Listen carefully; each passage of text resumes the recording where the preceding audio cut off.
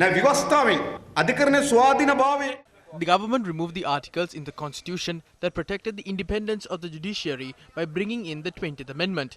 Can Foreign Minister Dinesh Gunawardena declare that the government has established an independent judiciary system in the country?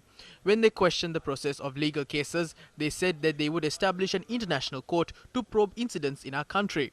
Then he says no, there is no need for that because we have a judicial system in our country. Then they raised the question, didn't that commission recommend that certain cases be withdrawn?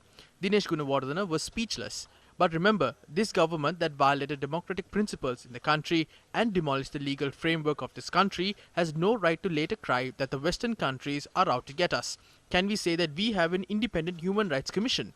If these rulers really love our country and want to protect us from the influence of foreign countries, it is their duty to protect democracy, the rule of law and human rights in our country.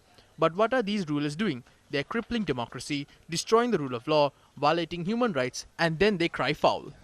මානව හිමිකම් උල්ලංඝනය කරමින් ඊට පස්සේ කියන මොකද්ද ඔන්න අපිව කනෝ කියන